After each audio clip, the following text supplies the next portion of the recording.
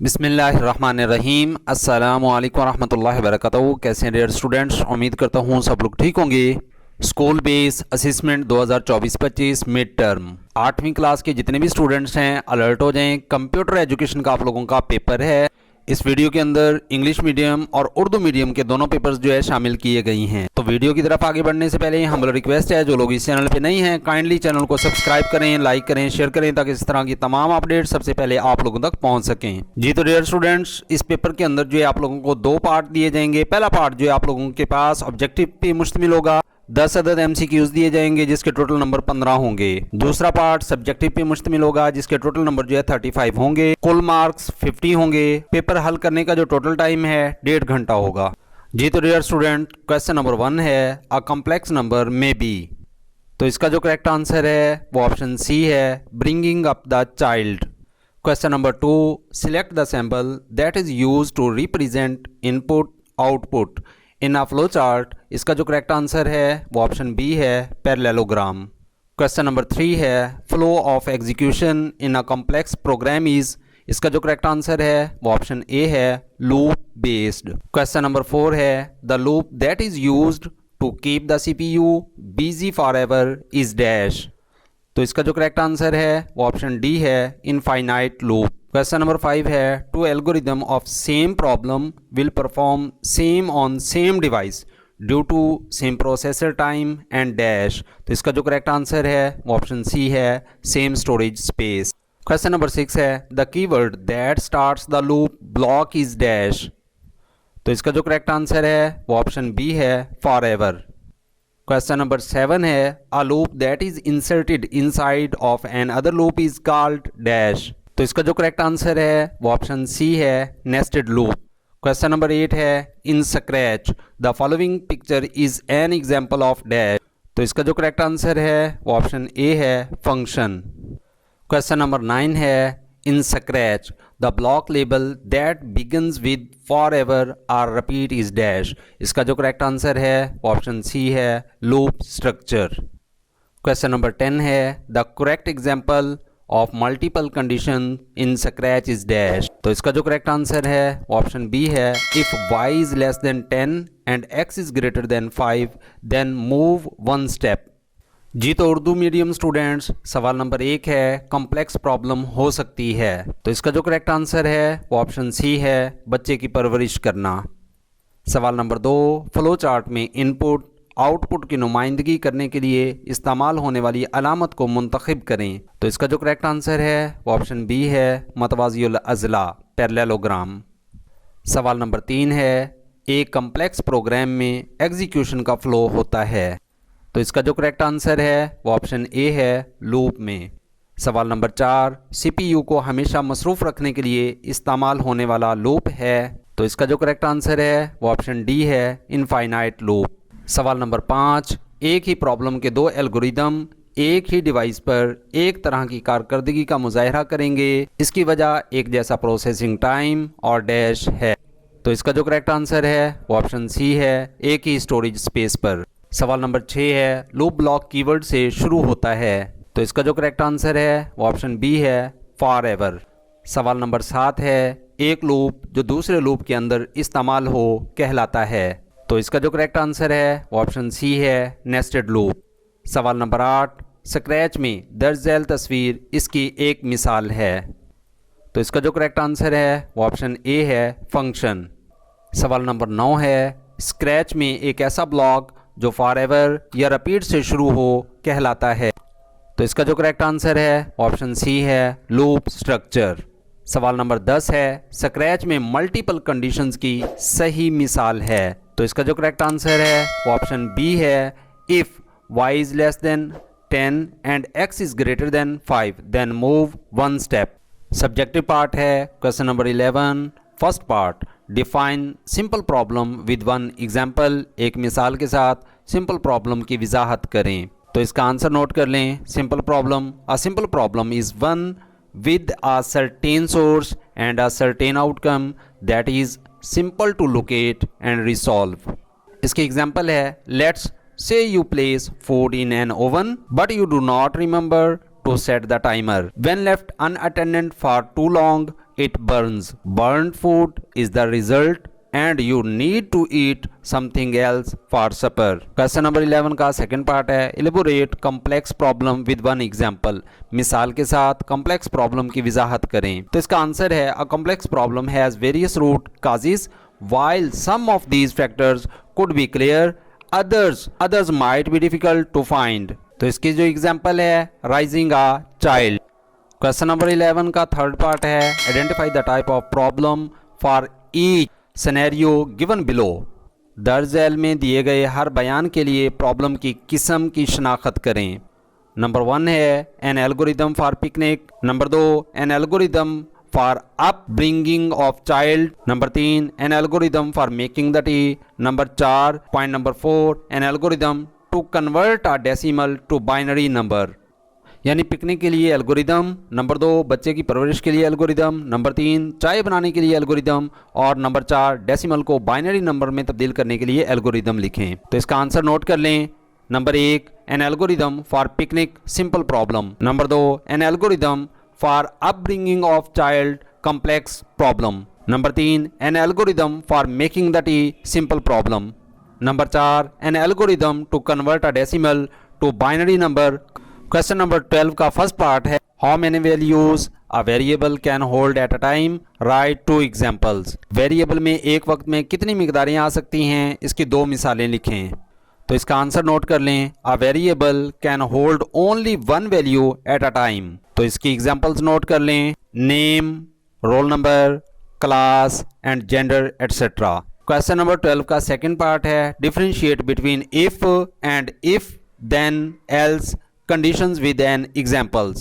if और if then else condition में मिसालों के साथ फर्क बताएं। if condition a statement or block of statements that are only executed if a specific condition is true।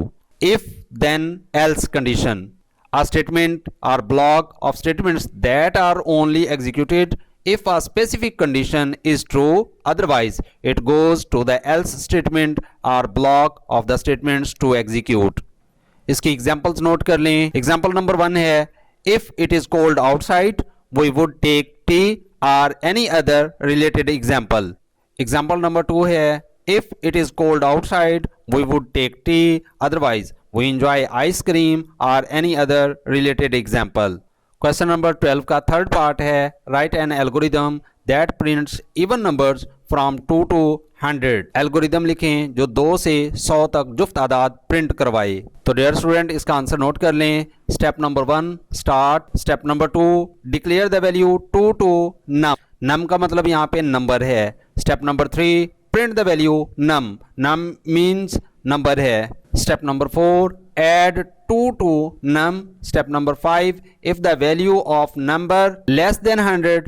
repeat step 3 and 4। step number 6 question number 13 first part है write a short note on forever block। forever block पर मुख्तसर note लिखें। तो dear student इसका answer note कर लें। forever block is used to execute any command written within this block if the project is running and stop button is not pushed, the instructions contained in the forever block continue to be executed forever। This is very helpful for things like making background music or other actions that do not need to stop। Question number 13 का second part है write difference between repeat and repeat until. Repeat until और repeat में फ़र्क बयान करें। तो dear student इसका answer भी नोट कर लें। Repeat block is used to play a loop a specific number of times. This block helps to control the loop function using some condition। For example, if user enter repeat block in code and enter repeat condition for 5 times, it means the loop function will run 5 times and then stop। repeat until block allows to play a loop until some condition is true। A loop and a condition are combined in repeat until block। The block determines whether the condition is true or false। For example, if repeat until assigned as x greater than 5, then block will determine whether condition is true or false. If the condition is true, the loop will stop. Question number 13 का last part है, write a short note on repeat block in Scratch programming. Explain with an example.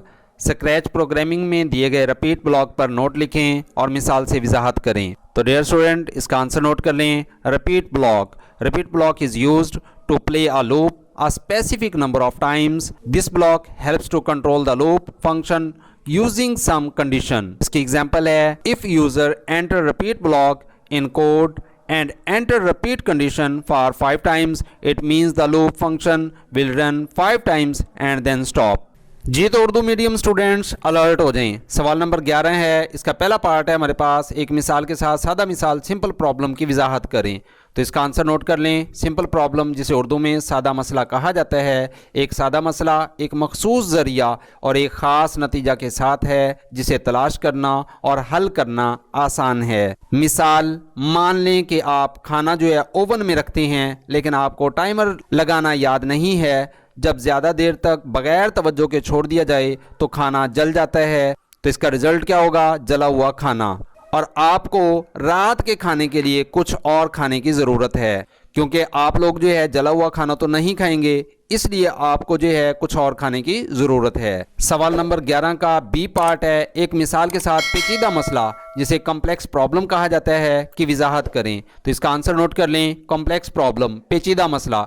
एक पेचीदा मसला की मुख्तलिफ बुनियादी वजूहात होती हैं, अगरचे इनमें से कुछ अवामिल वाज़ेह हो सकते हैं और दूसरों को तलाश करना मुश्किल हो सकता है। मिसाल के तौर पे एक बच्चे की परवरिश करना, ये जो है एक कॉम्प्लेक्स प्रॉब्लम है। सवाल नंबर 11 का सी पार्ट है, दर्जल में दिए गए हर बयान के लिए मसला जिसे प्रॉब्लम कहा जाता है कि किस्म की निशानदही करें। यानी आप लोगों को जो नीचे मसाइल दिए गई हैं, इनकी आप लोगों ने निशानदही करनी है कि ये जो है सिंपल प्रॉब्लम है या फिर कॉम्प्लेक्स प्रॉब्लम है। नंबर 1, पिकनिक के लिए एल्गोरिदम। नंबर 2, बच्चे की परवरिश के लिए एल्गोरिदम। नंबर 3, चाय बनाने के लिए एल्गोरिदम। नंबर 4, इशारिया यानी डेसिमल को बाइनरी नंबर में तब्दील करने के लिए जो एल्गोरिदम इस्तेमाल होता है वो कौन सी किस्म का एल्गोरिदम है। तो डियर स्टूडेंट, इसका आंसर नोट कर लें। पिकनिक के लिए एक एल्गोरिदम जो इस्तेमाल होता है उसे सिंपल प्रॉब्लम कहा जाता है। नंबर 2, बच्चे की परवरिश के लिए एक एल्गोरिदम जो इस्तेमाल करेंगे उसे कॉम्प्लेक्स यानी पेचीदा मसला कहेंगे। नंबर 3, चाय बनाने के लिए जो एल्गोरिदम इस्तेमाल करते हैं उसे सिंपल प्रॉब्लम कहा जाता है। नंबर 4, इशारिया यानी डेसिमल को बाइनरी नंबर में तब्दील करने का जो एल्गोरिदम है वो कॉम्प्लेक्स एल्गोरिदम कहलाएगा। सवाल नंबर 12 का पहला जुज़ है, एक वेरिएबल मुतगय्यर एक वक्त में कितनी मिकदारें आ सकती हैं, 2 मिसालें दें। तो इसका आंसर नोट कर लें। एक वेरिएबल मुतगय्यर एक वक्त में सिर्फ एक मिकदार रख सकता है। मिसाल के तौर पे नाम, रोल नंबर, क्लास और जिन्स वगैरह। सवाल नंबर 12 का बी पार्ट है, मिसालों के साथ इफ़ और इफ़ देन एल्स कंडीशंस में मिसालों के साथ फ़र्क वाज़े करें। तो इसका आंसर नोट कर लें। इफ़ अगर शर्त, बयानात का एक बयान या ब्लॉक जो सिर्फ इस सूरत में अमल में लाया जाता है जब कोई ख़ास शर्त स्पेशल कंडीशन दुरुस्त हो। इफ देन एल्स अगर तो और शर्त हो, बयानात का एक बयान या ब्लॉक जो सिर्फ इस सूरत में अमल में लाया जाता है जब कोई ख़ास शर्त दुरुस्त हो।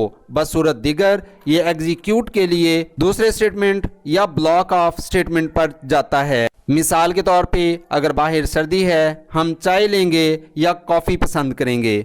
नंबर 2, अगर बाहर सर्दी है हम चाय पीते हैं वरना आइसक्रीम का मज़ा लेते हैं। सवाल नंबर 12 का सी पार्ट है, एक एल्गोरिदम लिखें जो 2 से 100 तक के जुफ्त आदाद प्रिंट करवाए। तो इसका आंसर नोट कर लें। मरहला नंबर 1 है, शुरू करें यानी प्रोग्राम को स्टार्ट करना है। नंबर 2, कद्र यानी मिकदार जो है 2 को नंबर में जाहिर करना है। नंबर के लिए NUM नम लिखेंगे। नंबर 3, कीमत नंबर प्रिंट करेंगे, जो भी नंबर लिखेंगे उसे प्रिंट करेंगे। नंबर 4, नंबर में 2 शामिल करेंगे यानी 2 को ऐड करेंगे। स्टेप नंबर 5, अगर तादाद की कदर जो है 100 से ज़्यादा है तो मरहला 3 और 4 को दोहराएंगे। और लास्ट स्टेप के अंदर यानी आप लोगों ने प्रोग्राम को स्टॉप कर देना है। तो आप लोगों के पास इसका जो आंसर आएगा वो 2 से लेके 100 तक के जितने भी जुफ्त आदाद हैं वो सब के सब प्रिंट हो जाएंगे। सवाल नंबर 13 का पहला पार्ट है, फॉर एवर ब्लॉक पर एक मुख्तसर नोट लिखें। तो इसका आंसर नोट कर लें। फॉर एवर ब्लॉक, इस ब्लॉक के अंदर लिखी गई किसी भी कमांड को चलाने के लिए फॉर एवर ब्लॉक इस्तेमाल किया जाता है। अगर प्रोजेक्ट चल रहा है और स्टॉप बटन को पुश नहीं किया गया तो फॉर एवर ब्लॉक में मौजूदा हिदायत पर अमल दरामद होता रहता है। ये उन चीज़ों के लिए बहुत मददगार है जैसे कि बैकग्राउंड म्यूज़िक बनाना या ऐसी दूसरी हरकतें जिन्हें रुकने की ज़रूरत नहीं है। क्वेश्चन नंबर 13 का बी पार्ट है रिपीट और अनटिल रिपीट के दरमियान फ़र्क लिखें। तो सबसे पहले बात कर लेते हैं रिपीट ब्लॉक की। रिपीट ब्लॉक का इस्तेमाल लूप को मखसूस तादाद में चलाने के लिए किया जाता है। ये ब्लॉक कुछ हालत का इस्तेमाल करते हुए लूप फंक्शन को कंट्रोल करने में मदद करता है। मिसाल के तौर पर अगर सारिफ कोड में रिपीट ब्लॉक दर्ज करता है और 5 बार रिपीट कंडीशन दाखिल करता है, इसका मतलब है कि लूप फंक्शन 5 बार चलेगा और फिर रुक जाएगा। अनटिल रिपीट जब तक कि ब्लॉक एक लूप चलाने की इजाज़त ना दे, जब तक कि कुछ शर्त दुरुस्त ना हो, एक लूप और एक हालत को ब्लॉक होने तक दोहराया जाता है। ब्लॉक इस बात का तयन करता है कि शर्त सही है या फिर गलत है। मिसाल के तौर पर अगर x ग्रेटर है 5 से के बतौर तफवीद होने तक दोहराया जाए तो ब्लॉक इस बात का तयन करेगा कि शर्त सही है या गलत। अगर शर्त दुरुस्त है तो लूप बंद हो जाएगा। सवाल नंबर 13 का लास्ट पार्ट है स्क्रैच प्रोग्रामिंग में रिपीट ब्लॉक पर एक मुख्तसर नोट लिखें और मिसाल के साथ इसकी वजाहत करें। रिपीट ब्लॉक का इस्तेमाल लूप को मखसूस तादाद में चलाने के लिए किया जाता है। ये ब्लॉक कुछ हालत का इस्तेमाल करते हुए लूप फंक्शन को कंट्रोल करने में मदद करता है। मिसाल, अगर कंज्यूमर यानी सारिफ कोड में रिपीट ब्लॉक दर्ज करता है और 5 बार रिपीट कंडीशन दाखिल करता है, इसका मतलब है कि लूप फंक्शन 5 बार चलेगा और फिर रुक जाएगा। तो डियर स्टूडेंट, ये था आप लोगों का उर्दू और इंग्लिश मीडियम का पेपर। अगर वीडियो अच्छी लगी तो लाइक और शेयर ज़रूर कीजिएगा। मज़ीद इस तरह की अपडेट्स जानने के लिए जल्दी से चैनल को सब्सक्राइब करें, लाइक करें, शेयर करें। इंशाल्लाह नेक्स्ट वीडियो में होगी मुलाकात। अपना रखें ढेर सारा ख्याल। फ़ी अमानिल्लाह।